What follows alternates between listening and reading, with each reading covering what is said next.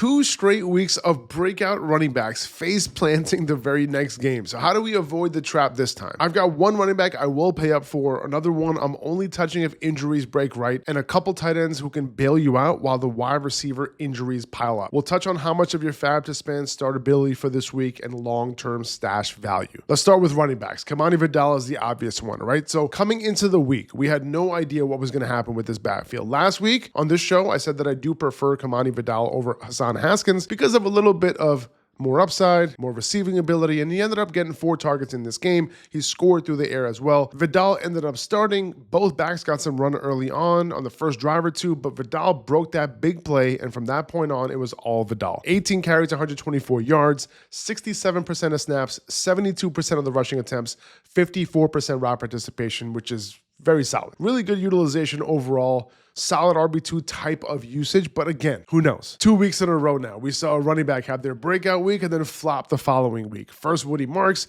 then Bill Krosky-Merritt on Monday night. But either way, these guys have to be rostered. Vidal should have been rostered last week, but he's still available in 54% of sleeper leagues, even more on other platforms. The original 4-game IR stint for Omarion Hampton was through week 9 with a potential return in week 10. But reports are saying that it doesn't look like he's going to return by then. And that's according to a report by Mike Garofalo. That conflicts with a report from 8 days ago from Ian Rappaport saying that Hampton had a good chance to return after just 4 games. So the range of outcomes here is that you just have Vidal for another 3 games, or maybe they keep Hampton out through their week 12 bye, which would allow you to continue to start Vidal for another 5 games. Either way, if you need a running back, he's worth paying up for. He looked good in this game. So if you got to spend upwards of $30 to $40 of fab on him to get some running back help over the next few weeks, you do what you got to do. Moving on to Bam night. Sunday morning comes, you're watching the Jets and Broncos. Some say maybe the worst game they've ever seen. And all of a sudden, Adam Schefter reports that morning that the Cardinals are making some changes and that Bam Knight is getting the start over Michael Carter. So we scramble, we make moves, we pick up Bam Knight, start him over Carter. And it kind of worked out because Knight did have more fantasy points than Michael Carter, but Carter actually got the start, not Knight. And it seemed like the plan was for Carter to continue in his role with Amari Demercado continuing in his passing down role. But once Demercado went down with the injury, that's when we kind of saw a shift with Carter playing more passing downs. And because they didn't want to overload Carter, they moved Knight into the rotation on early downs. So I do think that Demercado's presence in week 7 will determine how much of the field Knight will see this week, will determine how much of the early downs Carter sees. If Demercado is good to go, we might just see Carter back in that role that we saw in week 5. So first of all, I would make sure to see if anyone drops Michael Carter during waivers. But second, Knight should be rostered regardless because it seems like he's their preferred goal line back.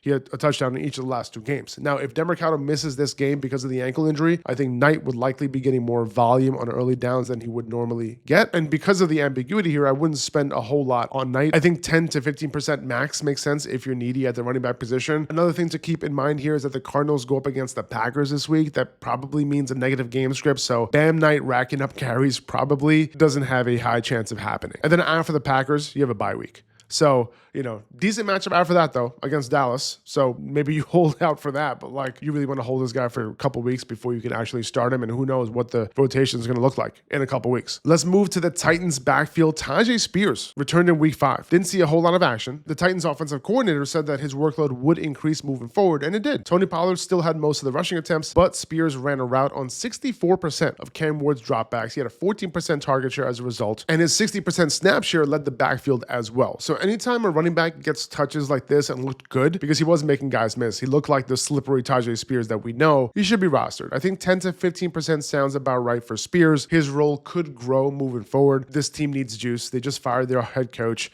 He has it. The Titans don't have a bye until week 10, so you have 3 weeks you can potentially use him for right away. I think he's the better long-term ad than Bam Knight, especially in PPR leagues. If you need a start this week and then maybe a start next several weeks, Tyjae Spears might just straight up be the better ad and better start in week 7. I think this week is kind of like the week of the tight end. Okay, let's talk about a few of them. Harold Fannin, probably the top tight end available in some leagues this week. David Njoku suffered a knee injury. It seems like a hyperextension. Reports are saying that it's not significant. He could miss this week, though, against the Dolphins. So, one thing I did learn this week is that Dylan Gabriel is not terrible. He's actually able to hit his guys for the most part. He really likes his tight ends. Njoku had, the big game in week 5, and then with him in and out of the game in week 6, Fannin took over, right? 10 targets, 7 catches, 81 yards. If Njoku misses, it's going to be tough to keep Fannin out of lineups just in general against the Dolphins, even as a flex player, because, he's basically a wide receiver in a tight end's body. So the Dolphins, they simply have not been good at defending tight ends or any other position for that matter. We saw Oronde Gadsden, we'll talk about him in a second. He had a very good day on Sunday against them as well. But Fannin ran a route on 78% of dropbacks in this game. That was easily a season high, 21% target share, very, very solid. Great ad this week if he's available. Let's move on to Cade Otton. He comes through when the weapons are lacking for Baker Mayfield. He runs a lot of routes. He does a lot of cardio in most games because, he's not a target earner, but he is somebody who they depend on once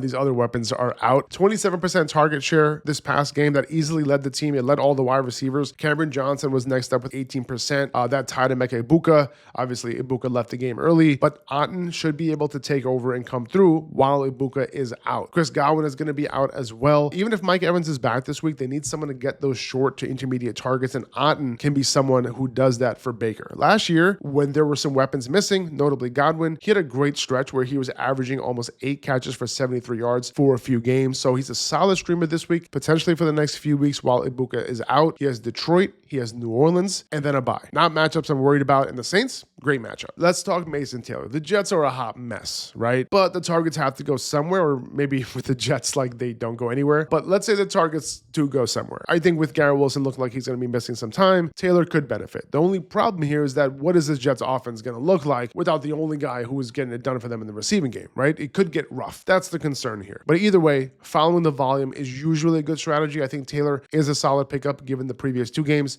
before this terrible game. 5 for 65, 9 for 67 on 12 targets. Carolina and Cincy the next 2 weeks before their bye, that's literally 2 of the best matchups for tight ends. So it could work out. Oronde Gadsden, someone who I'm probably more intrigued with because, his usage was really encouraging this past week. 7 catches for 68 yards on 8 targets, 22% target share. And here's the big one, 77% route participation, which is huge. We just don't know that it sticks. If we knew that it would stick and his route participation doesn't plummet, I would way prefer Gadsden over some of the guys that I just mentioned, especially Taylor. Way more long-term upside here. This could have been because Quentin Johnston was out, right? And they wanted more firepower out there. Maybe. Or they finally decided to unleash him. We've been keeping an eye on him since the offseason. So if he's getting this type of route rate moving forward, that would be huge. And it has increased each of the last 3 weeks. 50%, then 61%, and now 77%. Keep in mind, he has to contend with multiple receivers here for targets. But when you attach yourself to a Justin Herbert-led offense with this pass-first philosophy, good things can happen. I want to mention Isaiah Likely real quick. Now, the Ravens do have a bye this week, right? So you're not picking him up to play him this week. But I wanted to give you a heads up on Likely. He was being brought on slowly after his injury, but while the production wasn't there this week, the underlying utilization was. In particular, his 88% route participation. That's huge. If he's running a rate like this when Lamar is back after the bye, the upside is massive. So keep him in mind. If you have the room to stash him through the bye. Okay, real quick, a couple more tight ends. Michael Mayer, Tom Pelissero already reported that Brock Bowers is unlikely to play in week 7, so Mayer becomes a solid streaming option. As bad as Geno Smith has looked, 5 catches for 50 yards and a touchdown last week, very solid, 80% route participation, 32% target share, very, very, very good usage. We could see more of that this week against the Chiefs.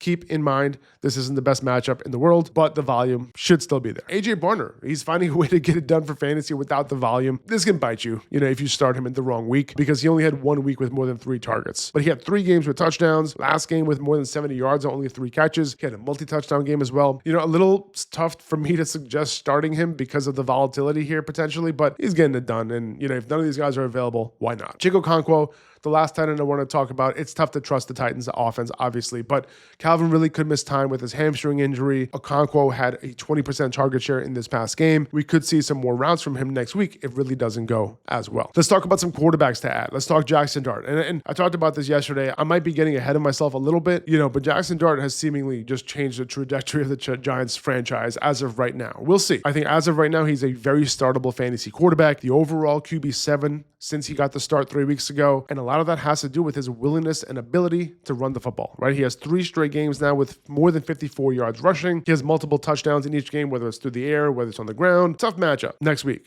against Denver, but his legs could keep him in consideration as a fantasy starter regardless. We could see even more upside with Dart moving forward if he starts to really get it going in the passing game. Let's talk Sam Darnold. I have to admit, okay, I was completely wrong about the Sam Darnold and Geno Smith swap. Darnold's balling. He's doing the opposite. Darnold is third among all quarterbacks in passing yards. He's tied with Josh Allen and Patrick Mahomes with 11 passing touchdowns. He's third in passer rating, and he hasn't really disappointed for fantasy since week 1. He's been the QB8 overall since, and he could be in the low-end QB1 consideration all year long. So I think he's a solid streamer every week, not a bad dependable option. If your league is low on streamers, like, I'm happy starting him. Okay, let's talk wide receivers. Kendrick Bourne, let's start with him. It would have been really nice to know that Juwan Jennings was playing with 5 broken ribs, low ankle sprains apparently. He admitted that post-game. Would have been nice to know that beforehand. But Bourne was the clear number 1 target for Mac Jones. Now has 2 straight, exactly 142-yard receiving games, this time on 5 catches. Jennings probably can't be started until he's fully healthy, right? Like, we won't know what his injuries are. So maybe we continue to see more from Bourne. We also don't know when Ricky Pearsall's coming back. Is he coming back this week? It would be nice if we could have some details on that today. We probably wouldn't. So it is risky to dump some fab on Bourne right now because, with Ricky playing potentially, Jennings maybe a little healthier, will Bourne continue to ball? Maybe. I think he's definitely worth adding. I just wouldn't overdo it. And obviously, if Pearsall doesn't play, I think I'm going to have to play Bourne and see what happens. Let's talk about Josh Downs real quick. Don't look now, but are we seeing a little bit of a Josh Downs resurgence here? I mean, you guys know my love for Downs. He's a baller, but you watch him play, you're like, damn, this is a good wide receiver, And I think he's ramping up a bit. Finally, double-digit fantasy points in the last 2 games. That's 2 top 36 finishes.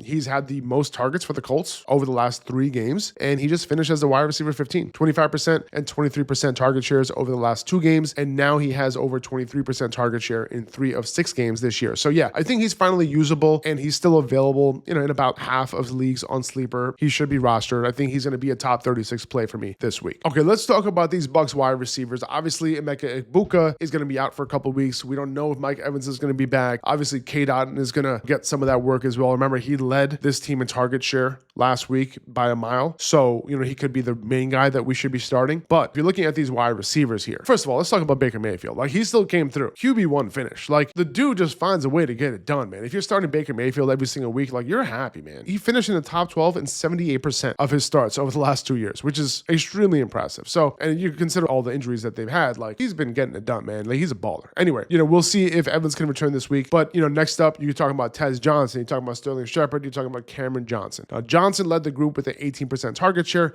Not overly significant. Good luck figuring out who to start, this upcoming week if you're choosing between these guys. If I had to guess who will be the guy, like, my favorite is Tez Johnson. I think he's the most talented of the bunch. You guys know from my coverage at the Senior Bowl how much I love the guy, how great he was in college. It was, Cameron Johnson who ended up leading them in this game. Shepard, he's the veteran that Baker could rely on. So picking up one of these guys this week to play him is like, playing Russian roulette. Going to be really tough to figure out, who the guy is this week. It's very possible we end up with Mike Evans and Cade Otton as the top guys this week. So I wish I could tell you oh yeah, this is the guy. But anyone who tells you that they know who the guy is going to be this week, they're probably full of it. In my opinion, I think Sterling Shepard is probably has the highest floor of these guys. I think Tez Johnson probably has the highest upside. And then I think Cameron Johnson is probably somewhere in the middle. Let's talk Jalen Coker. Jalen Coker, if you're wondering what the hype is around Jalen Coker, he's a good player, okay? He could be coming off IR potentially this week. I think he was close last week, so his return could be this week. And there is room behind Tech McMillan for another weapon in this offense. You can't ignore what he did as a rookie. 1.72 yards per route run. That was 4th among rookie wide receivers. That was only behind McConkey, BTJ, and Malik Neighbors. So that's worth paying attention to. He had a couple of good games last year as well. One game, 4 for 110 and a touchdown, 4 for 78 and a touchdown. Another game, 7 catches for 62 yards at the end of the year. There's some potential here, right? Solid stash. I don't know if I want to play him this week. He could get ramped up a bit, right? We'll see. But I want him on my bench. I don't want him to go off because I think he has the potential to. And now I got to pay up for him on waivers next week. Some more wide receivers to add potentially. Jordan Whittington, who knows whether it's him or Tutu Atwell. Puka Nacua banged up. Probably will miss this week, and then they have the bye the following week, so I wouldn't pay up a whole lot.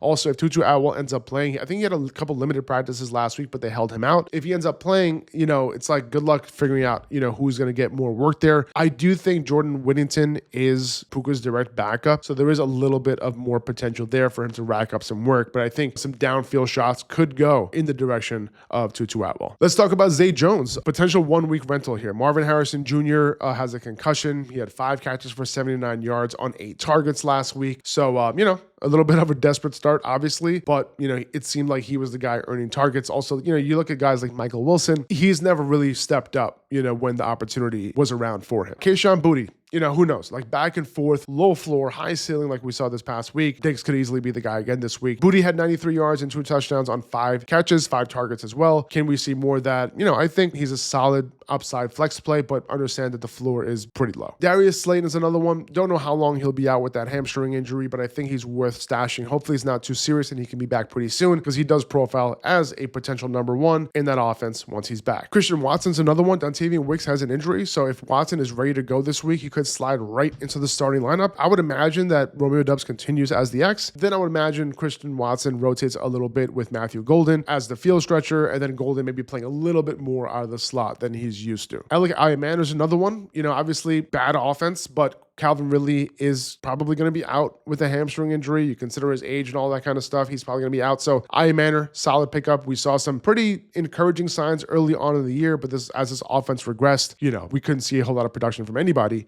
in this offense. So with the coaching change, who knows? Maybe a little bit of a spark. Maybe Ayaman can come through on those early signs that he showed early in the year, kind of earning those targets, right? Alec Pierce, another one attached to a good offense, high depth of the target, big playability. He's healthy now. He missed a couple games with a concussion. Jaden Higgins, a little bit of a stash. I think he could be more integrated after the bye that they just had. His route participation has been going up every week over the last 3 weeks, okay? So 35%, 38%, 49%. Christian Kirk's route participation has been decreasing a little bit over the last few weeks. So, you know, just as a stash, right? And by the way, just a note, he did earn a 24% target rate on a per route run basis in week 5 before the bye. So a couple signs there. And then the last guy, Josh Reynolds, because of the Garrett Wilson injury, but I don't really want to. But he could be fine. That's going to do it for this episode, guys. We'll see you guys tomorrow. Take it easy. Peace.